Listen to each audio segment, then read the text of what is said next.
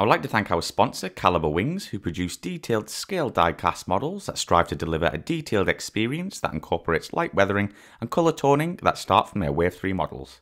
This is finally bundled into a nice collector's box with dedicated illustrative box art to match. To purchase the models that have been shown, please visit calibrewings.com. Thank you. Well, Phil, when did you first become interested in aviation?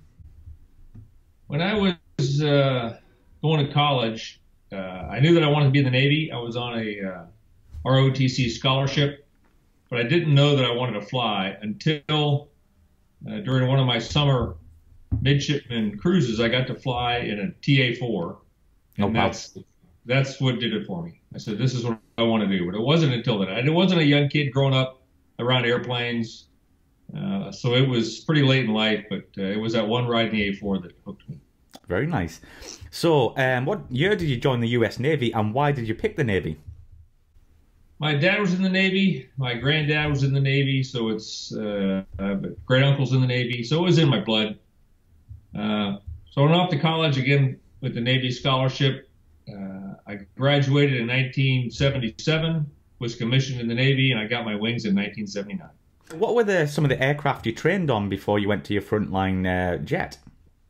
The very first airplane I ever flew was a T-28 on my first flight in flight school. I'd never flown any light airplanes before that. So it was a T-28, a large radial engine. Glad I got to fly that. Then I transitioned from there to the T-2 Buckeye, and then from there to the F-4. So yes, the F-4, the mighty F-4. So was that one of your choices, or did you just get posted to that? I wanted to fly fighters, and when I got my wings, there were 4 Navy F-4 squadrons left. The Navy had already transitioned to the F-14 about 7 years before I got my wings, 1972, 73. So I wanted to fly F-4s, or I wanted to fly fighters, and I got assigned to one of those last 4 squadrons at Miramar in San Diego. Glad I got to do it. Ended up flying 1,000 hours in the F-4. So I was one of the last few guys who got that opportunity. So it was great. I bet, yeah. So what were some of your squadrons with the F-4?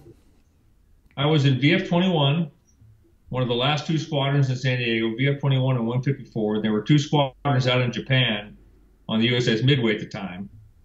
So that was my only squadron in F-4s. And then from there, I went to VX-4, which is a test and evaluation squadron, which is where I transitioned to the F-14. And the F-18 was an operational test at the time. So brilliant. Great timing for that.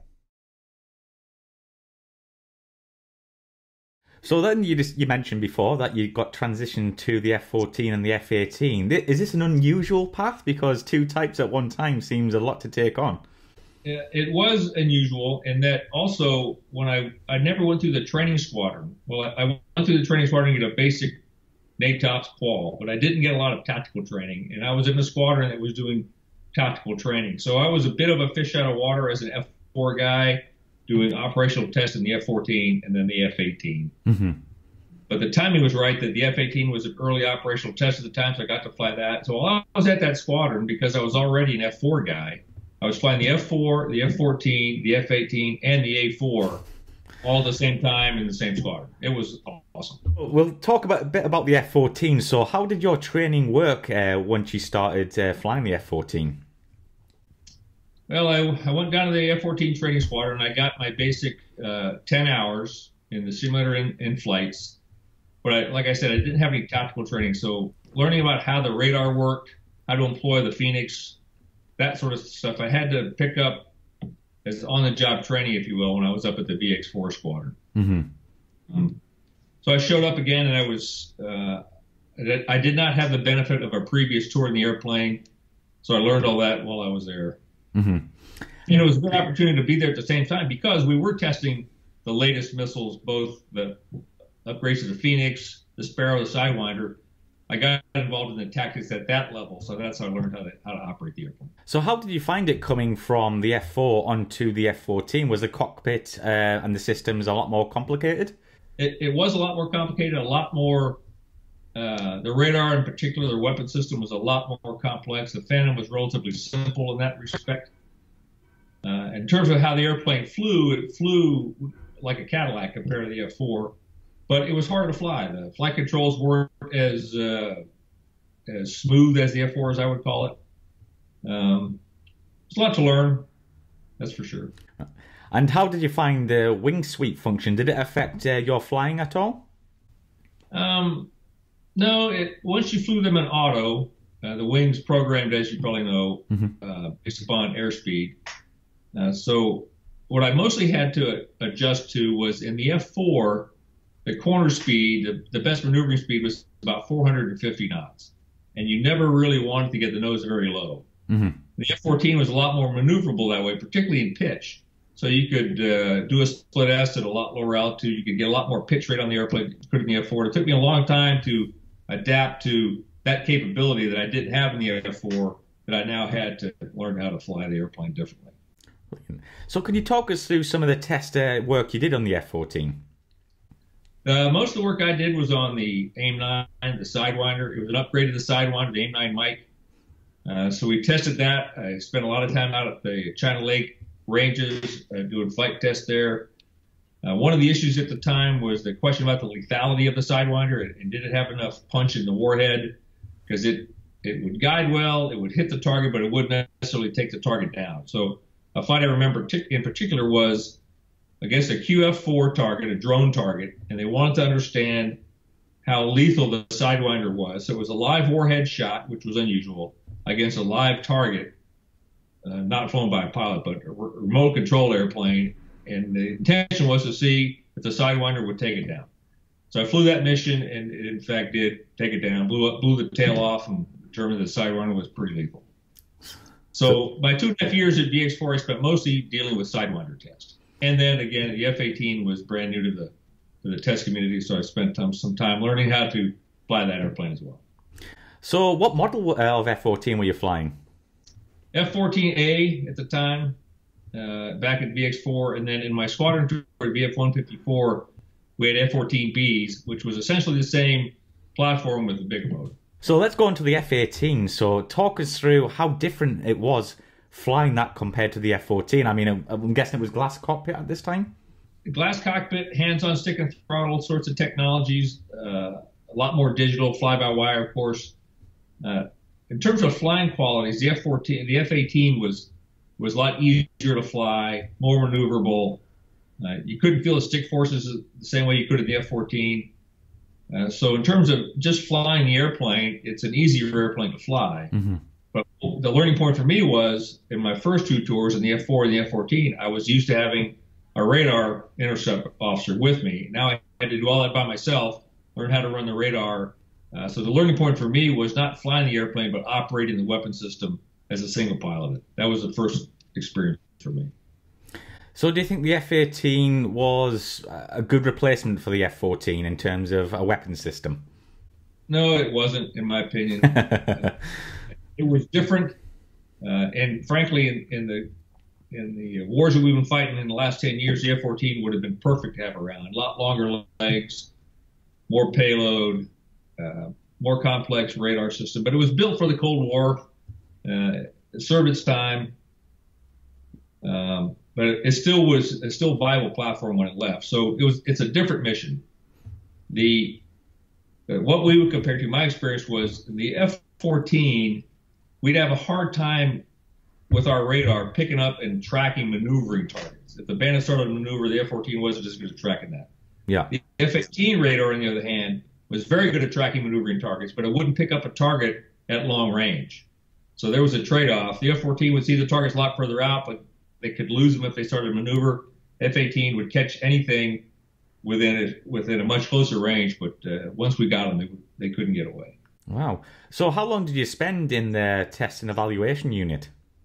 I was there for 2.5 years. Again, flying all the airplanes. By that time, we weren't using the F-4 to test new systems. We used it a lot for as an adversary. We were testing the F-14 missiles, Phoenix, Sidewinder, and we were testing the F-18 in terms of tactics development. What was the difference between landing an F-18 and an F-14 on the carrier? The techniques are the same. Well, the techniques are different. Flying qualities are different, but the pattern is all the same. So you enter the landing pattern, the same altitudes are all the same. The F-18, because the flying qualities was easier to fly, if you will. It had a heads-up display, fly-by-wire. The controls were lighter. The controls were more responsive, and basically an easier airplane to bring aboard the ship. The F-14, on the other hand, was not fly-by-wire. The bigger wingspan, the roll rate wasn't the same. The stabilators on the tail is how you got rolled out of the airplane. So it was a lot more of a handful to bring aboard the ship. Also, the F-18 was more stable with its nose position. The F-14, every time you added power, you had to do a little nose adjustment. So it was a lot harder to bring the F-14 aboard. And pilots that were good at it, with the landing grades in particular, an F-14 pilot that was good at it was a really good stick. It was harder from a grading perspective for the F-14s to beat out an F-18 squadron in terms of grades because it was so much harder. I'm guessing you probably refueled in both the F-14 and the F-18. Can you tell us about this, how they differed? Funny you should say that because one thing we always talk about in carrier aviation is your boarding rate. You want to be able to get aboard the first pass every time.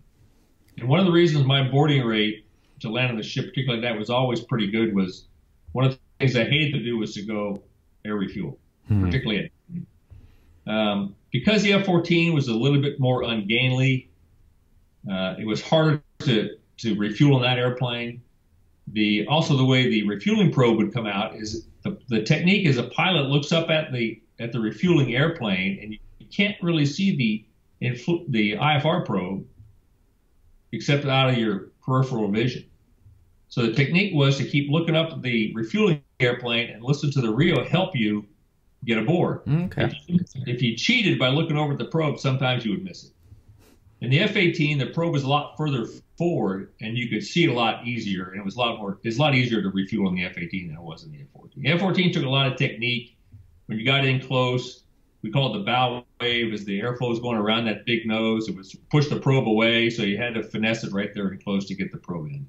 I'm fascinated after this. You went on to be an LSO. I mean, a lot of our viewers probably know what it is, but maybe you can explain in a bit more detail what your role was and your duties out there. Sure. That was one of my favorite tours. The LSO is the landing signals officer. He's the guy that stands on the back of the ship with a radio communicating to the pilot to help pilots get aboard the ship. So your job was to, as a safety, if you will, but we're also there to train the pilots. We would give them guidance on by adding power, taking power off, line up, and the connection between the pilots and the LSO is sacrosanct, is what I would call it. As a carrier pilot, you're trained to listen to what the LSO tells you without argument. If he tells you to add power, you add power. If he tells you to wave off, you wave off. There was no questions asked there. And then the LSO grades every landing as well. And that was the hardest part about the job because not everybody likes to be graded, and it was pretty subjective. But in terms of responsibility, a young lieutenant out there on the back of the ship, he's expected to communicate to all the pilots, most of them more senior to him, and help them to get aboard. On a dark, stormy night with a pitching deck, rain, no horizon, you wanted the LSO there. So I did that as a squadron, as an F4 squadron LSO, but my tour after the test and evaluation squadron was as an air wing LSO, responsible for bringing all those airplanes aboard, A-7s, F-14s, E-2s, all of those. Wow. So and after that, next tour was as the senior LSO for the Pacific Fleet, and my job there was primarily to train all the other younger LSOs how to be an LSO. And again, more responsibility than you would imagine. I can imagine, yeah. A particular landing that I remember, it was a whale, an A3. He had a hard time getting aboard. He had bolted several times. They sent him up to the tanker to get refueled. While on the tanker, he broke his refueling probe off. Oh, no. So he's coming back down, and he had 2 more looks at the deck, or they would have had to bail out. I waved that guy aboard. He ended up skipping the 1, 2, and the 3 wire, caught the 4 wire, and attributed that to him listening to me and him being a good pilot at the same time. But being an LSO was a great job. So just go in a bit more detail about the LSO. Like, what would be a typical day for an LSO officer? So all the LSOs were also pilots, and we stood a rotation day. So we normally had 4 teams of LSOs. So you would have LSO duty every 4 or maybe 5 days. And then each recovery, if there was a 7 or 8 recovery day, the teams that go out there, all the LSOs, there'd be maybe 4 or 5 LSOs on the team with one, and we would rotate who would get the pickle, we call it, at the same time. And then you would work that recovery. And then after the recovery, you would walk through all the ready rooms and you would debrief the pilots on how they did, high start, low start, you had too much power here. We would debrief them. And you do that all throughout the day and night. And then the next day you got to fly. So it was a commitment on the LSO's part where you didn't maybe get to fly as much, but because every 4 days you had to be out on the back of the platform, whether it was sunshine, dark, rainy, stormy. Yeah. It always had to be on the back. Wow, it sounds pretty exhausting, that's for sure. So, Phil, can you tell us where you went to after your senior LSO position? So after that tour, I went to my first fleet F-14 squadron, VF-51, where I was department head. I was the ops officer, the maintenance officer. Went on deployment in the F-14, and by then I was a lot more comfortable with the airplane, knew how it flew, knew how the radar systems worked. So that was my department head tour in an F-14 squadron. So did you do any DACT at the time with the F-14A on that tour? Sure. We flew out against the Navy adversary squadrons, A4s and F5s, but we also looked for opportunities all the time to do a DACT or ACM against the Air Force F-15s. In particular, we would like to find dissimilar airplanes. So we flew against F-15s, F-15Es, Canadians. They brought down, this is back in my F-4 days, we flew against F-104s. Wow. Yeah, so F-14 pilots live for DACT. So how did the A version fare against, the F-15s and the F-15Es? It was pilot dependent. The F-15s would fly higher than us. They were very happy above 40,000 feet. In terms of top speed, probably pretty similar. But the F-14 was more maneuverable, in my opinion, in close. We could maneuver. We had a lot of great pitch rate. The F-15 had a lot better roll rate, but we could hold our own against F-15s. So after this deployment, where did you go after this? After that, I went to Fallon, NAS Fallon in the desert. We call it, at that time, it was called Naval Strike and Air Warfare Center. Yeah. And that's where the air wings would go up and do combined air wing training exercises, where you bring all the squadrons together and we flew air wing style missions against the Top Gun adversaries up in the desert and high desert in Fallon. I did a year tour there. That was great flying. There I flew the F-14 and the F-18 primarily. I did a lot of contingency warfighting plans, a lot of operational planning sorts of stuff. It was a great place for the family. Kids were growing up at the time, and we spent a lot of time skiing and camping in the high Sierras. So Fallon was not everybody loved the town. We loved the town, and the flying could not be beat, as the mission of Strike U at the time was to train air wings getting ready to go on deployment. The current F-14 Squadron's caliber wings have in stock are VF-142 Ghost Riders and VF-14 Top Hatters. They are both in the 72nd scale with a level of detailed experience one would expect on a high quality plastic kit. You can check them out by visiting caliberwings.com. Thank you.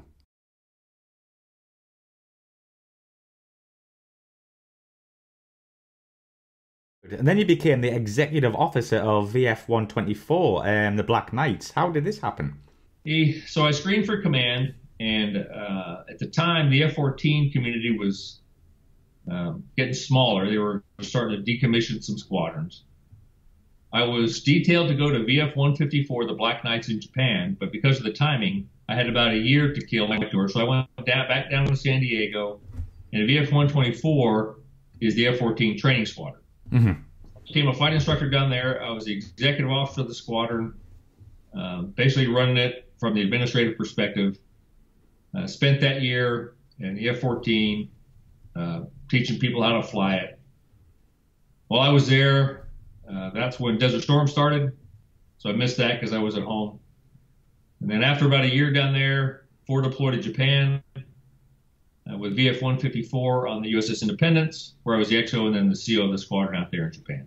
So that's very interesting. We have to talk about that. It's obviously, this is the B version, so how was it different compared to the A? Can you describe that to us for our viewers? The best way to describe it is the weapon system was the same between the A and the B, same radar. The difference was the engines. In the F-14A, we have TF-30s, and they were very prone to compressor stalls. You had to be very careful with what you did with the throttles. You pretty much left them up at military power or afterburner, and you didn't want to jiggle the throttles around a lot when you were doing ACT or ACL. The F-14B, F-404 engines, much better engine, and we didn't worry about compressor stalls nearly as much, which allowed you to move the throttles as you needed. So much faster airplane, but mostly it was more maneuverable in terms of being able to modulate the throttles. And the A, you just sort of had to leave them there. That was the biggest difference. Much better airplane, much faster. Everybody loved the B. So let's talk about your time in Japan. So what was your role there, and did you ever interact with the Japanese military? We did all the time. We were stationed at Naval Air Station Atsugi, which was a joint base, essentially. The Japanese were right there on the base. We didn't do a lot of DACT or military exercises with the Japanese, but as a forward deploy unit, our task was to be always ready, so we were always prepared for potential operations in Korea. We worked with the Air Force, also stationed in Japan and Korea. Did a lot. Most of the joint exercises that we did involved other U.S. military and operations in the Japan and Korea. We deployed from there to the Persian Gulf, went on deployments for Operation Southern Watch. We did a lot of training down in Australia. And some exercises with the Japanese, but we didn't do a lot of face-to-face interactions with them. I do recall one deployment where we went out to Western Japan, where they were still flying F-4s, and we did some DACT exercises against the Japanese F-4s and our F-14s. So how many crews and jets would be based there? It was one air wing, Carrier Air Wing 5, so we had two F-14 squadrons. There was an A6 squadron. We still had A6s at the time. We had A6s, F-18s, F-14s, E-2s, helicopters. It was a standard air wing, Air Wing 5. And what was different about it was because we all lived on the same base, the air wings back in the States, once you get home, you're scattered around. The F-14s were down in San Diego. The F-18s were in Lemoore, California. In Japan, everybody's on the same base. You get to know people a lot better. You get to work as a unit, as an air wing together a lot better because the air wings together the whole time. Of course. So how did flying differ over in Japan compared to the US? Was the rules more strict or lax? I'd probably say more lax. In fact, lax is probably the wrong word, but we actually established a procedure where we could fly from our base at Sugi out to our warning area without IFR or air traffic control. We would fly a specific route.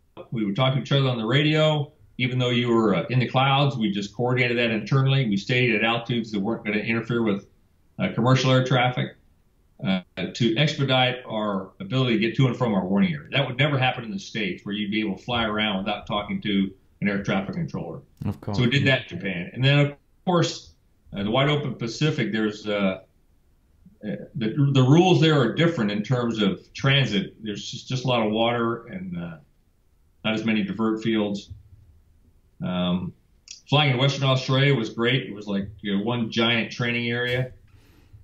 So overall, flying out of Japan in the areas that we operated, I'd say it was a lot less restrictive than operating in the States. Brilliant. Which made it a lot more fun and realistic, frankly. Yeah. So how long did you spend out there with the family and your squadron?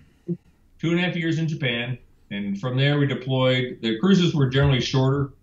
Instead of going for 6 or 7 months, we generally go for 4, then we come back, and then we go back out again. So 2.5 years in Japan.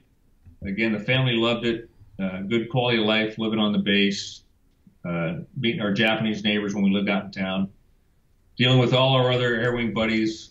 Again, air wings all together at the same time. All the wives are together at the same time. So it's a great, nice opportunity. So after this, you went back to the US, I'm assuming. So what did you do after that?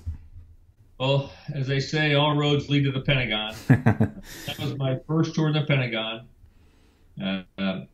after my command tour, BF-154. And there I worked for the operational test and evaluation director for the Office of the Secretary of Defense. My job there was to do oversight of major operational test programs. Going back to my experience at VX4 as an operational test pilot, there's a command, a unit at the Office of the Secretary of Defense that oversights these programs to make sure that they're doing testing the right way. Primary job was to report to Congress on the status of the programs, how the testing was going, what they were finding was right, what was wrong. So it was a desk job in the Pentagon. I enjoyed it, had a lot of freedom of movement in terms of where I went to go evaluate tests.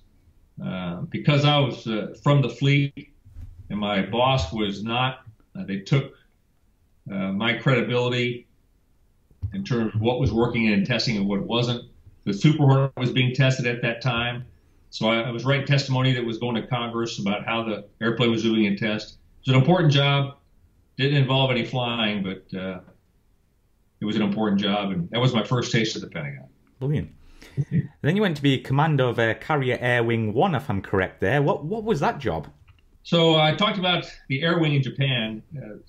We're organized by squadrons, and all the squadrons are assigned to air wings. I was the Air Wing commander of Carrier Air Wing 1, which was based out of NAS Oceana in Virginia. There I was responsible for the training and the manpower for all the squadrons, 2 F-14 squadrons, 2 F-18 squadrons, Prowler squadron, I haven't mentioned the Prowlers, E-2 squadron.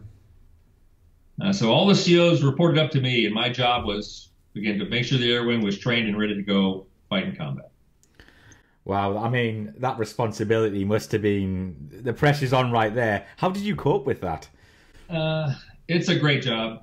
I would argue that any carrier aviator would like to be an Air Wing commander. The career paths are such that if you continue to advance to major commander, you're either going to be an Air Wing commander or the CO of an aircraft carrier. Mm-hmm. Both great jobs.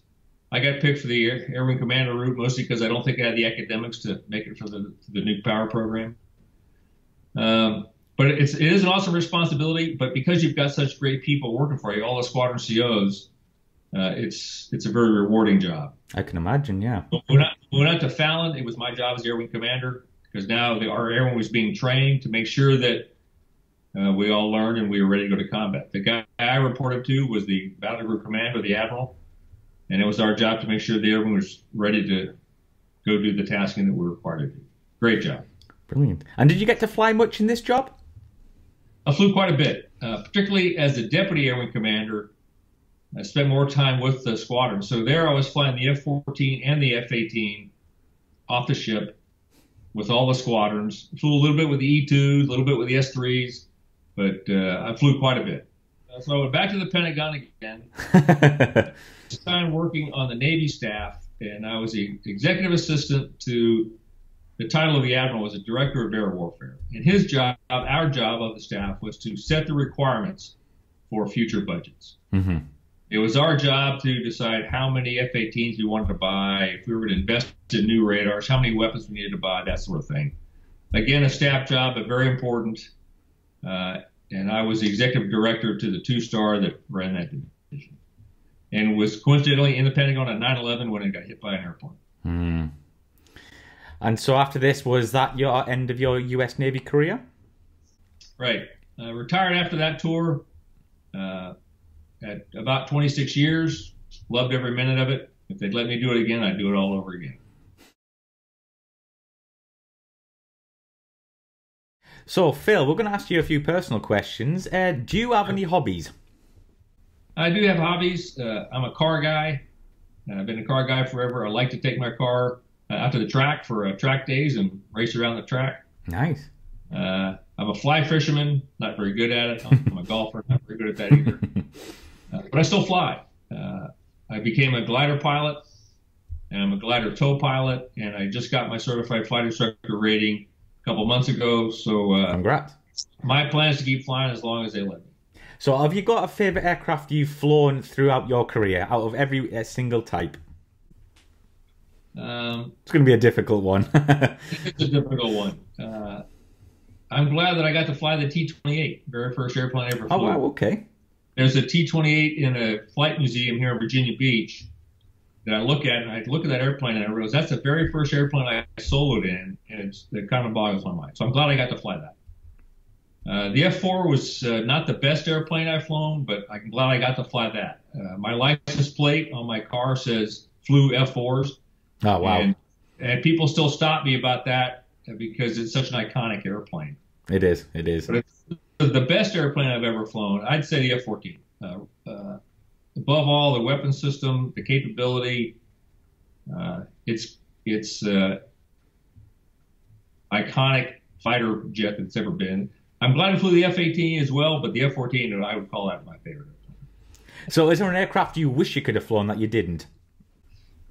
That's a good question, too. I never got to fly the Super Hornet, but from the folks that I've talked to, a lot of similarities between the airplanes.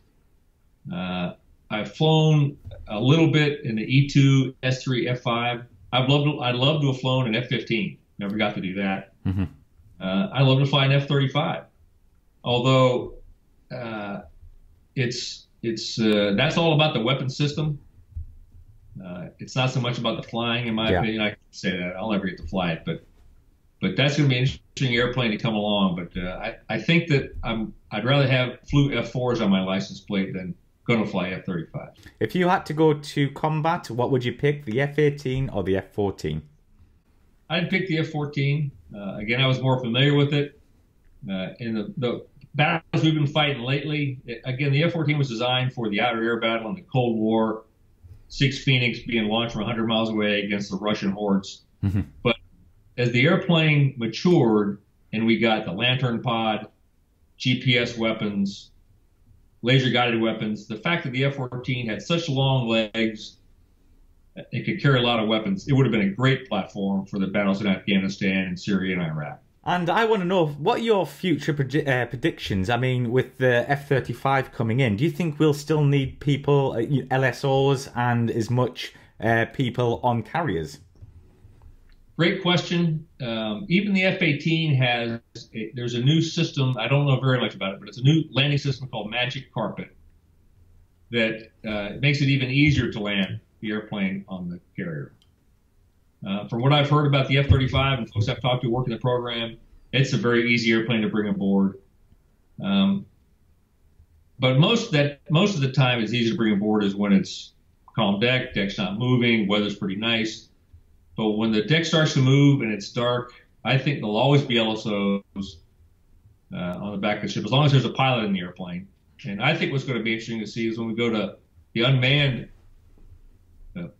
aircraft, how that's going to work out. And there's been talk about, do you have an LSO out there if there's an unmanned airplane? And what if the LSO sees that the unmanned airplane is going to hit the ramp? Mm-hmm.